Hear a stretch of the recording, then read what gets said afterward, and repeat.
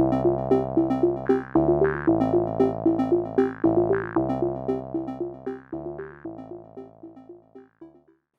everyone and welcome to the third video in my CSS variables mini-series. Now in this video we were going to be talking about what scope is in CSS. Now I think the best way to kind of talk about variable scope is to explain what it means as a term in programming or kind of the software world. So most often in software we want to write code that does different things for different kind of levels, or like different things that are more and more specific or less and less specific. So kind of, a real world example of what this means is, say I want to apply a style or apply a variable to the entire website versus applying a style or variable to only maybe this button here.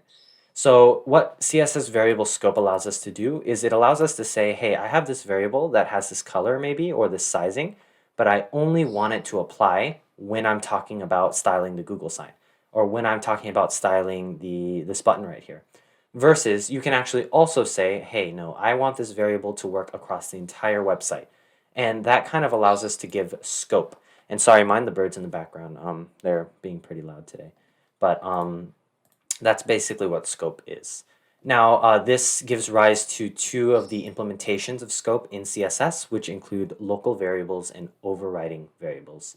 Now, these both play out fairly similarly, but in essence, what they are is you can actually have a variable that applies to your entire website, maybe your main color, but let's just say that you have a subsection of your website that you want to be a completely different color for main color. Well, then you can override the variable and actually change its value, but only for a certain section of your website if you want. So that is basically what we're going to be exploring in today's video. So we're going to go ahead and start off our recap by opening up our files and starting our live server.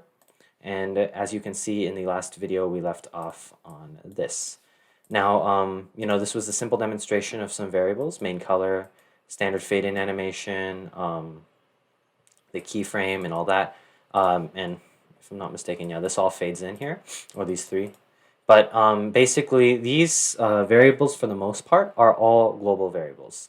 And by default, scope in CSS is global, especially when you first learn variables. So what that means is these variables here, as you can see in the root, apply anywhere on our website. And what that kind of means is, as you can see here, our h1, p, the special, the div, everything can actually use these variables. But it doesn't necessarily have to be like that.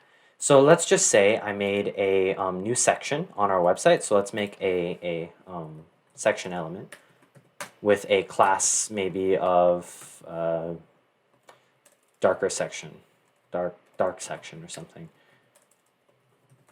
Well, if we have a dark section and we put some text in it, in fact, let's literally copy the text that we currently have. Well, let's just say we we leave. Hold on. Yeah. So let's just say we have all of this here. So again, I've duplicated all this code, and notice we still have pretty much the same thing, just twice now. But the difference here is that in this darker section, we actually want the background to be black, and then we want to make the text like white instead of just this beige color. So how can we do that with the code we're already given? Because here, as you can see, we have the h1, the p, the special is already saying the color is the main color, the variable of the main color. Now that's a problem because now we're saying, the main color will always be this RGB right here. So how can we actually end up changing it? Whoops. Yeah, just that. Those are the same color. The way we can do that is with CSS variable scope, or specifically variable overriding. Now what that means is, let's go ahead and say section, dark section. So let's kind of target this section here, and then come here to the bottom, or right here, and let's just say dark dash section.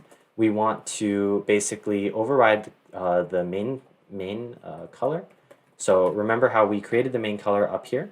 Well, we can actually just change the variable. So let's just make the main color white, which is FFFFFF. I just know that from memory. And then we can change the background color of the section itself to black.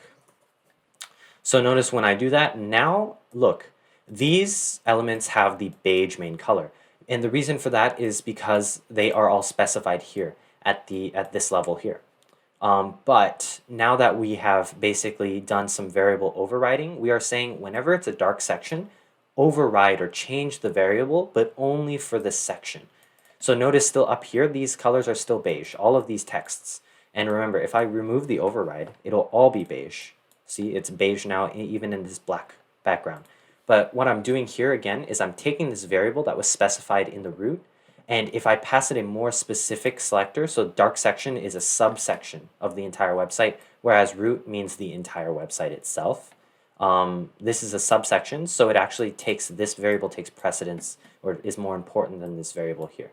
Now that's basically what variable overriding is. Now there's kind of a whole nother concept, which if I remove main color, this basically, gets into the whole concept of local variables. Because like I said, by default, when you declare a variable here in this root and you create it and you set its value, it is a global variable. And that means it can be used across your entire CSS or across everything that uses the CSS. But what if you wanted to, say, lock it down for whatever reason? Let's just say I want the main color to only be accessible within the dark section, or within, the dark section. Well, you can actually just declare it in here and just not put it in root, so that it's only actually a variable in dark section, and anything else that's not inside a dark section, main color is null. There's no value for it. And that, that's one way to use what are called local variables. And that was pretty much the whole thing I had planned. This was pretty short video, but it was basically a pretty important topic, which is that variables can have different levels of specificity. You can set them in the root, or you could set them specifically for one element. You can override them, so even if the main color, if these are still all using the variable of main color, you can actually change main color itself within a portion of your website, but not all of it, and stuff like that. So it's a pretty cool topic overall, I think. And yeah, that's pretty much all I had planned.